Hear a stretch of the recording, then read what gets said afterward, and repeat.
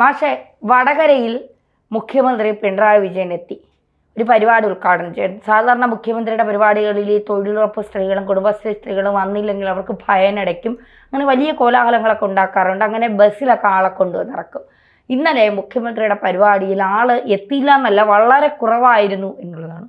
ഇതിൽ കുറച്ച് ദേഷ്യമൊക്കെ പിണറായി വിജയനുണ്ട്. എന്താണ് പെട്ടെന്ന് പിണറായി വിജയൻ്റെ ഈ ഒരു കളികളിൽ ഈ ഉദ്ഘാടന വേളകളിൽ ആളുകൾ എത്താൻ മടിക്കുന്നത്? അല്ല, പിണറായി വിജയൻ്റെ മീറ്റിങ്ങുകളിലെല്ലാം ആളുകളെ കൃത്യമായിട്ട് എത്തിക്കുക എന്ന് പറയുന്നത് ആ മീറ്റിംഗ് സംഘടിപ്പിക്കുന്നതായിട്ടുള്ള സംഘാടകരുടെ പ്രധാനപ്പെട്ട ജോലിയാണ്. അവർ കൃത്യമായിട്ട് ചെയ്യാറുണ്ട്.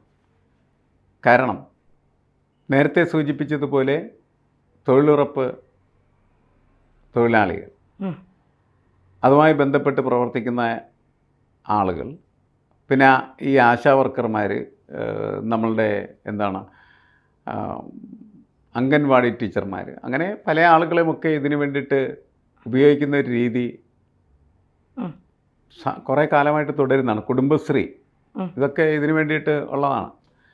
എന്നുവെച്ചാൽ മന്ത്രിമാരുടെ മീറ്റിങ്ങുകളിൽ ആളെ നിറക്കാൻ വേണ്ടിയിട്ടാണ് ഇതൊക്കെ പ്രവർത്തിച്ചുകൊണ്ടിരിക്കുന്നത് എന്നത് ഒരു ആക്ഷേപമാണ്. ആക്ഷേപം മാത്രമല്ല, അതൊരു യാഥാർത്ഥ്യമാണ്. വടകരയിൽ ഇതൊക്കെ സംഭവിക്കുമായിരുന്നു. വടകരയിലുള്ള പ്രശ്നം എന്താണ്? അവിടുത്തെ MLA KK രമ, അവിടുത്തെ MP ആരാണ്? അവിടുത്തെ MP ഷാഫി പറമ്പിൽ. അതെ, ഇവർ എന്താണ് ഇവരുടെ സ്വഭാവം? രണ്ടുപേരും പിണറായിക്ക് വളരെ പ്രിയങ്കരനാണ് അല്ലേ? അപ്പോൾ പിണറായി വരുന്ന ഒരു മീറ്റിംഗ് എങ്ങനെ പൊളിക്കാം എന്നത് ആലോചിച്ച് നടക്കുന്ന ഒരു MLAയും അതേപോലെ തന്നെ ഒരു MPയുമാണ് അവിടെ ഉള്ളത്. KK രമയ്ക്ക് പിണറായി വിജയനോട് വല്ലാത്തൊരു സ്നേഹവും ബഹുമാനവും. അതെ, അതുകൊണ്ടൊക്കെ ആണ് അവരതിനകത്ത് പങ്കെടുക്കാതിരുന്നെന്നുള്ള കാര്യം നമുക്കറിയാവുന്ന ഒരു കാര്യമാണ്. അവർ പങ്കെടുക്കാതിരിക്കുക മാത്രമല്ല, ഈ MLAമാർക്കും MPമാർക്കുമാണ് സാധാരണ രീതിയിൽ അവരുടെ നിയോജക മണ്ഡലങ്ങളിലുള്ള കുടുംബശ്രീകളിലും അതുപോലെ തന്നെ തൊഴിലുറപ്പ് തൊഴിലാളികളുടെ കാര്യത്തിലൊക്കെ കൂടുതൽ സ്വാധീനമുള്ളതെന്നുള്ള കാര്യം നമുക്കറിയാം. കാരണം അതൊക്കെ രാഷ്ട്രീയവൽകൃതമാണ്. അപ്പോൾ ഓരോരോ രാഷ്ട്രീയ പാർട്ടികൾക്ക് സ്വാധീനമുള്ള സ്ഥലങ്ങളിൽ അവരാണ് ഇതിനെ നിയന്ത്രിക്കുന്ന ആളുകൾ. അപ്പോൾ വടകരയിലേക്ക് പോകുമ്പോൾ പിണറായി വിജയൻ കരുതണമായിരുന്നു, ഇത് വടകരയാണ്. ഇവിടെ KK രമയും അതേപോലെ തന്നെ ഷാഫി പറമ്പിലും തനിക്കെതിരെ കരുക്കൾ നീക്കാൻ സാധ്യതയുണ്ട്. അവരുടെ സാന്നിധ്യവും അസാന്നിധ്യവും ഒക്കെ അദ്ദേഹം നേരത്തെ പരിശോധിച്ചിട്ട് വേണമായിരുന്നു പോകേണ്ടത്. അങ്ങനെ പരിശോധിച്ചിട്ടായിരുന്നു അദ്ദേഹം പോയിരുന്നതെങ്കിൽ അദ്ദേഹത്തിന് ഈ ആൾ കുറയുന്നതിൻ്റെ കാരണം മനസ്സിലാക്കാൻ കഴിയുകയും അവിടെ ക്ഷോഭിക്കാതെ അദ്ദേഹത്തിന് ഇഷ്ടമുള്ള കാര്യങ്ങളെല്ലാം പറഞ്ഞിട്ട് പോകാൻ ചെയ്യുമായിരുന്നു. നമ്മളിതിനകത്ത് മനസ്സിലാക്കേണ്ടതെന്ന് വെച്ചാൽ, നമ്മളുടെ ഈ സമൂഹത്തിനകത്ത് ഒരു മന്ത്രിയുടെ പരിപാടി എന്ന് പറയുന്നത് അത് ഒരു എക്സിബിഷനാണ്, ഒരു പ്രദർശനമാണ് എന്നുള്ളതാണ്. അങ്ങനെയായിട്ട് മാറിക്കഴിഞ്ഞാൽ അതിനകത്ത് ഒരു ആത്മാർത്ഥതയിലായാലും പങ്കെടുക്കുന്ന ആളുകളും ഒക്കെ അങ്ങനെ തന്നെ ആയിരിക്കും. അവരവരുടെ ആവശ്യങ്ങൾ, മന്ത്രി വരുന്നിടത്ത് ഈ നിവേദനം കൊടുക്കാനായിട്ട് വലിയ നിവേദക സംഘം ഉണ്ടാവും. 10-100 പേര് അവർ തന്നെ ഉണ്ടാവും അവരുടെ നിവേദനം കൊണ്ടുപോയി കൊടുക്കാൻ വേണ്ടിയിട്ട്. അപ്പോൾ ഇങ്ങനെയൊക്കെയുള്ള ശീലങ്ങളിലേക്ക് നമ്മുടെ സമൂഹം മാറിക്കഴിഞ്ഞതുകൊണ്ട് ആ ശീലങ്ങളിൽ എവിടെയെങ്കിലുമൊക്കെ ബ്രേക്ക് വന്നാൽ അതിലേക്ക് വരുന്നതായിട്ടുള്ള ആളുകളുടെ എന്ത് ചെയ്യും? നിരമുറിഞ്ഞു പോകും. അപ്പോൾ ആളുകൾ കുറഞ്ഞു പോകും. അപ്പോൾ അവിടെ ക്ഷോഭിച്ചിട്ടൊരു കാര്യമില്ല. എവിടെ MLA എവിടെ എന്ന് വേണമെങ്കിൽ മുഖ്യമന്ത്രിക്ക് ചോദിക്കാം. കാരണം മുഖ്യമന്ത്രി പങ്കെടുക്കുന്ന ചടങ്ങിൽ MLA പങ്കെടുക്കേണ്ടതാണ്. അവർക്ക് വ്യക്തിപരമായ വിരോധമൊക്കെ ഉണ്ടാകാം. ആ വിരോധത്തിന് ഈ ഔദ്യോഗികമായിട്ടുള്ള പരിപാടിയിൽ ഒരു പ്രസക്തിയുമില്ല.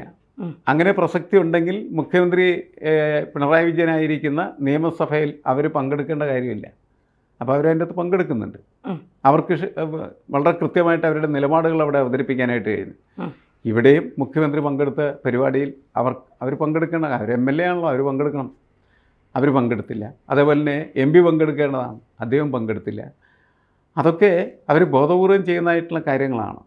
ഇങ്ങനെ നമ്മുടെ രാഷ്ട്രീയ പ്രക്രിയകൾ മാറിക്കൊണ്ടിരുന്നാൽ, എന്നുവെച്ചാൽ വ്യക്തിപരവും അതുപോലെ രാഷ്ട്രീയപരവുമായിട്ടുള്ള സംഘർഷത്തിൻ്റെ പേരിൽ പങ്കെടുക്കുകയും പങ്കെടുക്കാതിരിക്കുകയും ചെയ്യുന്ന ഒരു പ്രക്രിയയായിട്ട് ഗവൺമെൻറ് പ്രവർത്തനങ്ങൾ മാറിയാൽ അത് പൊതു സമൂഹത്തെ സംബന്ധിച്ചിടത്തോളം ഗുണകരമായി തീരും എന്ന് ഞാൻ കണക്കാക്കുന്നില്ല. കാരണം ഈ രാഷ്ട്രീയ വിരോധമൊക്കെ വേണം, എതിരാളികളായിരിക്കുന്ന സമയത്ത് അത് വേണമല്ലോ. പക്ഷേ ഇവർ ഗവൺമെൻറ് പാർട്ടായിട്ടാണല്ലോ അവിടെ പങ്കെടുക്കുന്നത്. മുഖ്യമന്ത്രി ഗവൺമെൻറ് ഒരു പാർട്ടാണ്, MLA ഗവൺമെൻറ്റിൻ്റെ ഒരു പാർട്ടാണ്. എം പിയും ഗവൺമെൻറ്റിൻ്റെ ഒരു പാർട്ടാണ്. അപ്പോൾ അവർ പങ്കെടുക്കുന്നത് ഔദ്യോഗികമായിട്ട് ജനങ്ങളുടെ വിഷയങ്ങൾ ഹാൻഡിൽ ചെയ്യുന്നതിന് വേണ്ടിയിട്ട് ജനപ്രതിനിധികൾ എന്ന നിലക്കാണ്. അവരതിൻ്റെ അകത്ത് പങ്കെടുക്കാതിരിക്കുന്നത് എന്തുകൊണ്ട് എന്നുള്ള ചോദ്യം പ്രസക്തമായിട്ടുള്ളൊരു കാര്യമാണ്. പക്ഷേ എങ്കിൽ പോലും പൊതുവെ മുഖ്യമന്ത്രി പങ്കെടുക്കുന്ന വേദികളിലൊക്കെ ആളുകളുടെ സാന്നിധ്യം, ഇപ്പോൾ കഴിഞ്ഞൊരു ദിവസം സോഷ്യൽ മീഡിയയിൽ കണ്ടത് മുഖ്യമന്ത്രി സംസാരിക്കുമ്പോൾ ആളുകൾ കൂകുകയാണ്. അതൊരു പുതിയ ഏർപ്പാടാണ്. കാരണം പിണറായി വിജയൻ സംസാരിക്കുന്ന വേദിയിൽ ഒരു പിന്നെ ഇട്ടാൽ ആ ശബ്ദം പോലും കേൾക്കാൻ നമുക്ക് പറ്റുന്ന തരത്തിലേക്കാണ് സൈലൻസ് ഉള്ളത്. പക്ഷേ ഇപ്പോൾ കഥകൾ മാറി, കാര്യങ്ങൾ മാറുന്നു. അതായത് പിണറായി വിജയൻ എന്ന് പറയുന്ന ഒരു ഏകാധിപതി, സ്വേച്ഛാധിപതി എന്നൊക്കെ ഇവിടുത്തെ ആളുകൾ മോദി വിളിക്കുന്നത് പോലെ പിണറായിയെ വിളിച്ചു തുടങ്ങിയിരിക്കുന്നു. അല്ലെങ്കിൽ അങ്ങനെയാണ് മുഖ്യൻ. ഈ 42 അകമ്പടി വാഹനത്തോടു കൂടി ആരെങ്കിലും തന്നെ അപായപ്പെടുത്തുമോ എന്നുള്ള ഭയത്തിലാണ് കേരളത്തിൽ മുഖ്യമന്ത്രി ഇറങ്ങി നടക്കുന്നതെന്നാണ് പ്രതിപക്ഷത്തിൻ്റെയൊക്കെ ആരോപണം. പക്ഷേ കുറച്ചുകൂടി ജനങ്ങൾ മാറി ചിന്തിച്ചു തുടങ്ങിയോ? കാരണം ഈ പ്രസംഗത്തിലൊന്നും വലിയ കാര്യമില്ല, പ്രവൃത്തിയിലാണ് കാര്യം. പ്രസംഗിച്ചിട്ട് അങ്ങ് പോവും, ഞങ്ങൾക്കിതൊന്നും കിട്ടാനില്ല, നിങ്ങളെ സർക്കാർ വന്നതുകൊണ്ട് ഞങ്ങൾക്ക് പ്രയോജനമില്ല, ഇങ്ങനെയൊക്കെ ജനങ്ങൾ ചിന്തിച്ചു തുടങ്ങിയോ? ഒരു ഭരണകൂടത്തിനെതിരെ ജനങ്ങൾ പല കാര്യങ്ങളിലും ചിന്തിക്കാൻ ബാധ്യസ്ഥരാക്കിയിരുന്നു. കാരണം ഭരണകൂടത്തിൻ്റെ വഴികളെന്ന് പറയുന്നത് ജനങ്ങളുടെ വഴികളല്ല. ഇപ്പോൾ കഴിഞ്ഞ ദിവസം ആലപ്പുഴയിൽ അദ്ദേഹം പ്രസംഗിക്കാൻ പോയ സമയത്ത് അവിടെ കച്ചവടം നടത്തുന്നതായിട്ടുള്ള കച്ചവടക്കാരുടെയൊക്കെ കടയടക്കാനായിട്ട് പോലീസുകാർ പറഞ്ഞു. അങ്ങനെ പോലീസ് പറയുന്ന സമയത്ത് പോലീസിനെ നിയന്ത്രിക്കേണ്ടതും ഇത്തരത്തിൽ ജനവിരുദ്ധമായിട്ടുള്ള കാര്യങ്ങൾ നടപ്പിലാക്കുന്ന തടയുകയും ചെയ്യേണ്ടത് ജനകീയനായൊരു മുഖ്യമന്ത്രിയാണ്. പിണറായി വിജയൻ അങ്ങനെ ജനകീയതയില്ല. അപ്പോൾ അദ്ദേഹത്തിന് ഈ ആളുകളെക്കുറിച്ച് അന്വേഷിക്കേണ്ട കാര്യങ്ങളില്ല. ഇതിക്ക് മുമ്പ് എത്രയോ കാര്യങ്ങൾ, ഇപ്പോൾ കറുത്ത കൊടിയൊക്കെ മരിച്ച വീട്ടിനകത്ത് കുത്തിക്കഴിഞ്ഞാൽ പോലും ഇദ്ദേഹം പോകുന്ന വഴിയിലാണ് ഇയാൾക്ക് എടുത്ത് മാറ്റാൻ പോലീസ് നടക്കും. അപ്പോൾ പോലീസിനോട് ചോദിക്കണ്ടേ, നീ എന്തിനാ എടുക്കണമെന്ന്? അതെ, ആ കറുത്ത കുട കൊണ്ട് നടക്കുന്ന ആളെ പോലീസ് വലിച്ചഴിച്ചു കൊണ്ടുപോവുക. അപ്പോൾ പോലീസിനോട് ചോദിക്കേണ്ടത്, നീ എന്ത് ചെയ്യണം ഈ തോന്നിയാസം? അതൊരിക്കലും പിണറായി വിജയൻ ചോദിക്കാറില്ല എന്നുള്ളതൊരു പ്രശ്നമാണ്. അങ്ങനെ ചോദിക്കാത്തതിൻ്റെ ഫലമായിട്ട് പോലീസ് എന്ത് ചെയ്യുന്നു? പോലീസിന് ഇഷ്ടമുള്ള കാര്യങ്ങളെല്ലാം ചെയ്യുന്നു. പോലീസ് ചെയ്യുന്ന കാര്യങ്ങളൊക്കെ തന്നെ പിണറായി വിജയനെ സുഖിപ്പിക്കാനുള്ളതാണ് എന്ന് പോലീസും കരുതുന്നു.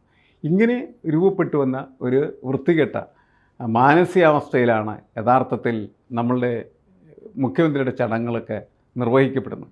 അപ്പോൾ അതിൽ നിന്ന് ആളുകൾ കൂവുക എന്നൊക്കെ പറയുന്നത് അത് വളരെ വിരളമായിരിക്കും. ഞാനങ്ങനെ കാണുന്നില്ല. കാരണം എന്ന് വെച്ചാൽ കൂവാൻ ആഗ്രഹം ഉണ്ടായിരിക്കും, എങ്കിലും ഈ പോലീസും ആളുകളൊക്കെ അവിടെ ഇവിടെയൊക്കെ നിൽക്കുന്നതിൻ്റെ പേരിൽ അവർ കൂവാനായിട്ട് തയ്യാറാവില്ല. കാരണം പോലീസ് പൊക്കിക്കൊണ്ടു പോകും. അപ്പോൾ ഇത് ഭരണകൂടത്തിനോട് മനുഷ്യന് താല്പര്യമില്ലാതെ വരുന്നത് ഭരണകൂടം യന്ത്രസമാനമായി മാറുമ്പോഴാണ്. മനുഷ്യനെ മനുഷ്യനായിട്ട് കണക്കാക്കാതിരിക്കുകയും മനുഷ്യത്വമില്ലാത്ത തരത്തിൽ ഭരണകൂടം മാറിത്തീരുകയും ചെയ്യുമ്പോൾ ജനങ്ങൾക്ക് അതിനോട് പ്രതികരിക്കേണ്ടി വരുന്നത് അങ്ങനെയായിരിക്കും. തങ്ങളുടെ പ്രതിഷേധം പ്രകടമാക്കാനായിട്ട് വേദിയിൽ ഇരുന്ന് കൂവിയില്ലെങ്കിലും പുറത്തു പോയി എന്ന് അവരെന്ത് ചെയ്യും? ചിലപ്പോൾ കൂവിയെന്നിരിക്കും. നമ്മൾ കണ്ടതായിരിക്കും, ആൾ കടലാസ് കത്തി ഒരാളോട് ഭയങ്കരമായ വൈരാഗ്യം തോന്നിക്കഴിഞ്ഞാൽ ഒരു കടലാസ് എടുത്തു വെച്ച് അതിനകത്ത് അയാളുടെ പടമൊക്കെ വരച്ച് വെച്ചിട്ട് കത്തി വെച്ച് അയാളുടെ മുഖത്ത് കുത്തുക, അല്ലെങ്കിൽ ശരീരത്തിൽ കുത്തുക. അതൊക്കെ മനുഷ്യൻ ചെയ്യും. മനുഷ്യൻ അങ്ങനെ ചെയ്യാനായിട്ട് പറ്റുകയുള്ളൂ ചിലപ്പോൾ, നിസ്സഹായത കൊണ്ട് മാത്രം. അപ്പോൾ പ്രതിഷേധിക്കാനായിട്ടുള്ള ഒരു അവസരം ലഭ്യമല്ലാതെ വരുമ്പോൾ നിസ്സഹായാവസ്ഥയിൽ അവർ വെറുതെ നിന്ന് എന്തു ചെയ്യും? പുറത്തു നിന്ന് കൂവി അവരുടെ പ്രതിഷേധം രേഖപ്പെടുത്തിയിരുന്നിരിക്കാം. പക്ഷേ അദ്ദേഹം ഈ പ്രസംഗിക്കുന്ന വേദിയിലൊന്നും അതങ്ങനെ ചെയ്യാത്തതിൻ്റെ കാരണം എന്ന് വെച്ചാൽ പോലീസ് ഇങ്ങനെ എല്ലായിടത്തും നിറഞ്ഞു നിൽക്കുന്നതിൻ്റെ പേരിലും കൂവുന്നവരെ പോലീസ് അപ്പോൾ തന്നെ കൈയോടെ എടുത്തുകൊണ്ട് കഴിഞ്ഞു. ഇതൊരു പോലീസ് ഭരണത്തിൻ്റെ ഒരു രീതിയാണ്. ജനകീയമായ രീതിയിലാണ് പ്രവർത്തിക്കുന്നത് എങ്കിൽ പോലീസിൻ്റെ സഹായം ആവശ്യമില്ല.